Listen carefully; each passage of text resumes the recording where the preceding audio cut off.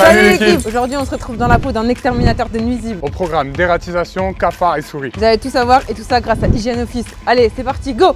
Salut Romain! À quoi ça consiste le métier d'exterminateur de nuisibles? Alors déjà, on fait pas de l'extermination, mais on fait de la gestion de population. On est là pour contrôler la population des rats, des nuisibles et si possible l'exterminer, mais on n'aime pas trop ce mot parce que c'est plutôt péjoratif. Quelles sont les responsabilités dans ton métier? Ça va être ce qu'on appelle chez nous le DAP, le diagnostic, l'action et la préconisation. D'abord, il faut identifier son problème, rassurer le client, faire le diagnostic précis pour qu'on soit le plus concis en termes de notre action derrière, appliquer le produit ou la méthode la plus efficace et ensuite donner des conseils pour que ça ne revienne pas. La prévention, c'est 50, je dirais 50 à 70% de la chose si on ne veut pas avoir de nuisibles chez soi. Donc là du coup Romain, on commence par quoi? Alors là on va commencer par une dératisation. On a 5 postes en sous-sol et un poste dans la cour. Donc là la première chose qu'on va faire c'est mettre ces petits gants pour se protéger. Ok, parce que là on va avoir des rats? C'est possible. Ok, ça marche. Alors d'abord le jeu de clés pour les postes sécurisés, à qui je le donne? Vas-y donne-le alors, moi je vais le faire. On le met à la taille, on prend des gants, chacun hop. Alors déjà c'est pour ne pas mettre notre odeur sur les boîtes parce que les rats ou les souris ont un très bon flair. Et également pour nous protéger des produits ou de potentielles maladies qui peuvent être présentes dans les caves, ce genre de choses. C'est parti. Ah ouais, c'est quand même exigu quoi.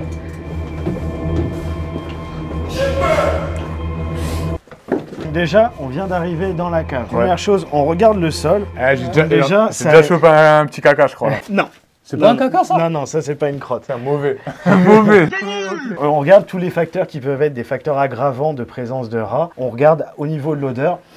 On sent rien, il n'y a pas d'odeur d'urine, de déjection. On va faire un petit tour vite fait, l'allure générale de la cave. Ok. C'est plutôt propre. C'est quoi ces boîtiers là? Ça, ce sont nos postes d'appâtage. Et c'est dans ces postes-là que va se trouver... Que les rats ils meurent ou... Non, en fait, un poste d'appâtage où on va distribuer la nourriture qui contient un anticoagulant. Donc là, on peut voir, ça a été rongé. Wow, donc là, il y a une présence de rongeur. Mais du coup, s'il l'a mangé, après, il fait quoi? Il meurt? 3 jours après, il va mourir. Et c'est comme nous, en général, quand on est malade, on reste au lit où il va se trouver un petit endroit et puis il va mourir d'une hémorragie interne. Tu cherches le rat mort ou...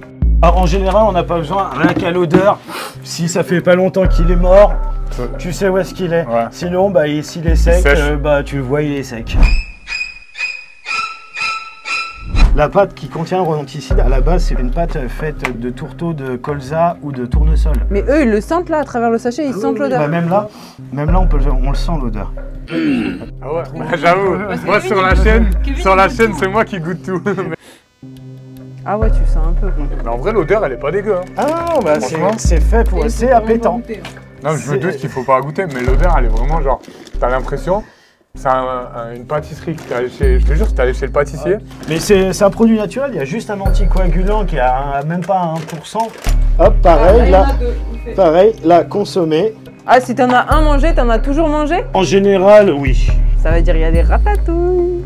Toujours mettre la boîte le long d'un mur parce que les rats longent le mur et toujours laisser les 2 espaces disponibles de sortie pour inciter le rat à rentrer pour venir consommer. Comment tu fais pour éviter qu'ils viennent chez toi en fait? Alors le mieux c'est d'avoir des bâtiments extrêmement bien conçus au niveau de son herméticité. Le principe c'est des bonnes règles d'hygiène de vie. On va pas s'amuser par exemple quand on mange un croissant à le laisser traîner sur la table. Tout ça ce sont des choses, des facteurs aggravants pour la présence de nuisibles. Ok, d'accord. Si j'avais senti une forte odeur de fleurs, on y passerait beaucoup plus de temps pour rechercher vraiment où est la voie de passage et essayer de la reboucher si possible. À échelle humaine, on va dire à peu près sur des trous comme ça, là on peut reboucher. Au-delà, après, c'est un maçon de venir faire la chose. Ouais. Mais un rat, il a besoin de combien de... 1 pouce, c'est un rat qui passe. Non. Un petit doigt, c'est une souris. Genre, le trou fait cette taille et il y a un rat qui passe. Si la tête passe, tout passe. N'hésite pas, si tu veux te former dans ce domaine-là, clique sur le lien qui est dans la description. Quels seraient pour toi les avantages et les inconvénients de ce métier? L'inconvénient, c'est de ramener des punaises de lit chez soi, mais normalement, si on met bien ces EPI, on n'en ramène pas. Et les avantages, on travaille généralement seul, donc on a une autonomie et une certaine liberté d'action. C'est quand même plus tranquille quand on est tout seul. Les qualités primordiales pour exercer ce métier? Le courage, la patience et avoir une âme de chasseur. Ok, ah ouais, c'est vraiment... Oui, il faut vraiment faire ça par conviction. Nous, notre intérêt, c'est de solutionner le problème avec la solution la plus adéquate pour le client en fonction des conditions qui nous sont imposées. Allez, le premier qui trouve la boîte, je lui paye le café. Il faut que tu penses comme un rat en fait là, non? Moi je pense derrière là. Après, ça arrive qu'elles disparaissent. Ah là tu nous as fait un piège. Ah, ça peut arriver. Il y en a pas genre.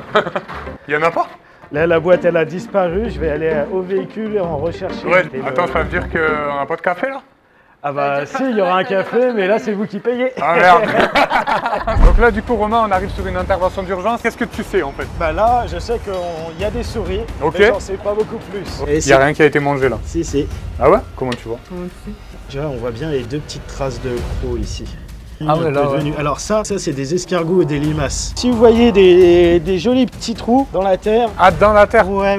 Il peut y avoir souris ou rats. S'il y a des souris, il n'y a pas de rats. S'il y a des rats, il n'y a pas de souris. Parce que les rats mangent les souris. Comme vous voyez, il y a une petite voie d'accès là. Donc ça, on va pouvoir facilement la reboucher. Donc je t'invite à prendre un tournevis, un peu de paille de fer, reboucher le trou. Ok. Et ensuite, avec madame, on mettra du madame. mastic répulsif. Yes. Donc ça c'est quoi? C'est juste de la paille de fer? Ouais, c'est juste de la paille de fer. C'est comme si nous, on mettait la tête dans les rosiers. Donc ça c'est un joint, comme un joint silicone? C'est un mastic avec un répulsif à l'intérieur. Ah, répulsif, il ne va Ouais. pas le bouffer quoi. Non. Ok. Bon là on a fini du coup l'inter. Là, le gardien, il nettoie bien ses locaux, donc tous les jours, il va les nettoyer, les crottes. Ok. Et donc, on sait que la semaine prochaine, il va falloir qu'on y repasse. Ah, attendez. Oui, allô? Ouais. Bon, bah écoute, on fonce. Je prends les loulous avec moi et on y va. Ok. C'est Ok. parti.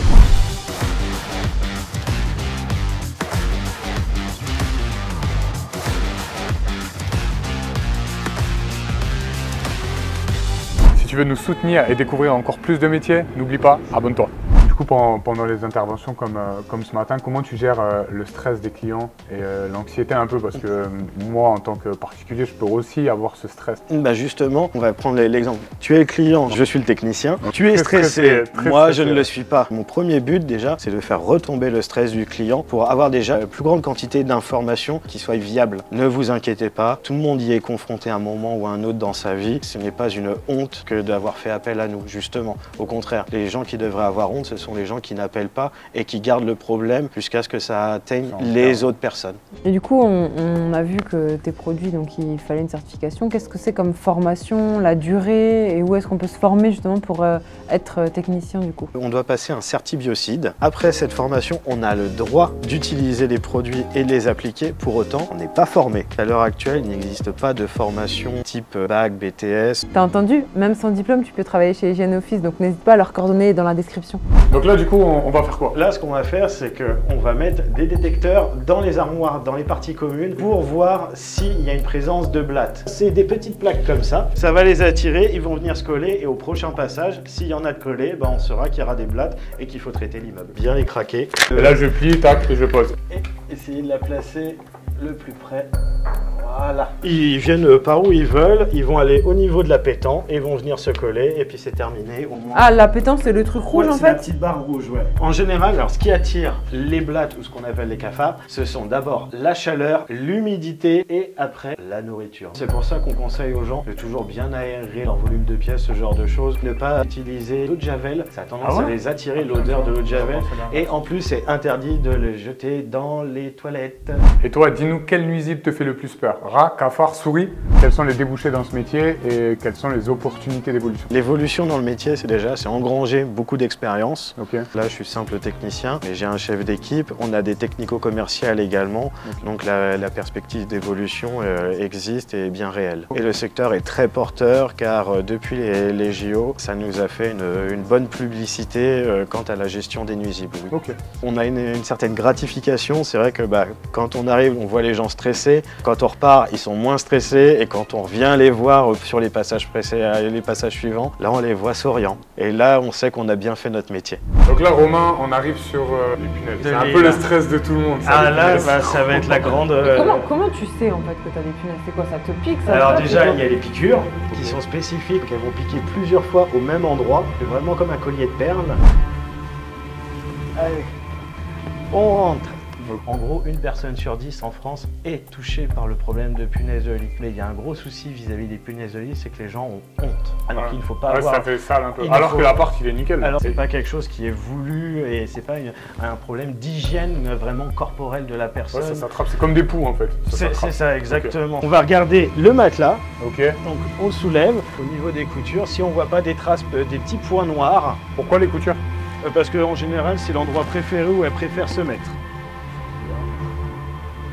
Du coup, si tu vois pas de taches, ça veut dire qu'il n'y en a pas ou ça veut dire qu'ils sont... Alors, c'est qu'il n'y en a pas encore sur le matelas, mais il peut y en avoir au niveau du sommier. Donc, on va faire également une recherche dans le sommier. En fait, il faut que ça bouge ou c'est quoi que c'est... Alors là, je cherche les traces de déjection. S'il y en a, c'est un niveau d'infestation qui est léger. Et là, on voit des petites taches là. Ça me gratte quand même de savoir. C'est quoi, c'est ça, C'est là, les ces petits points petites noirs, taches-là? Ouais. Ah bah voilà, c'est bon.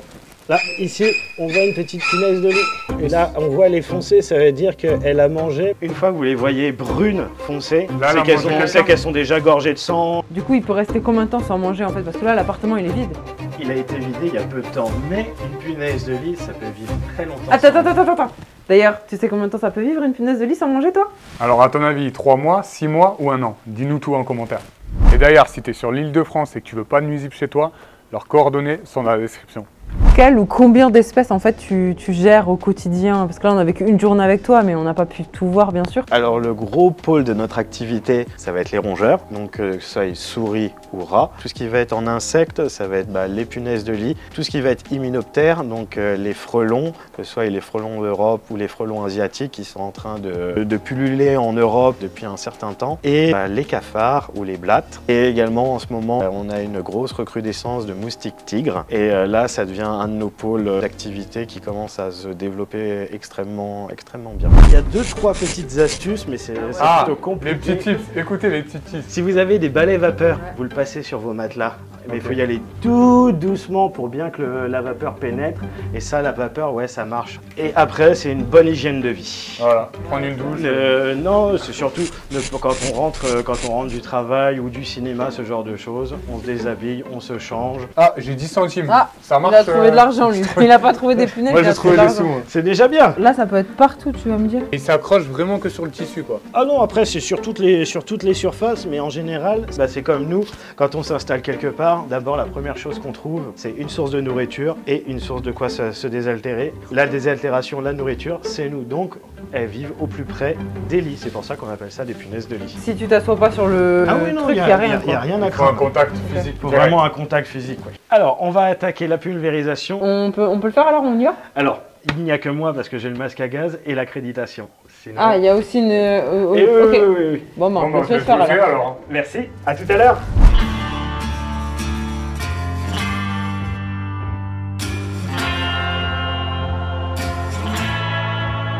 Et du coup, on passe à la dernière question.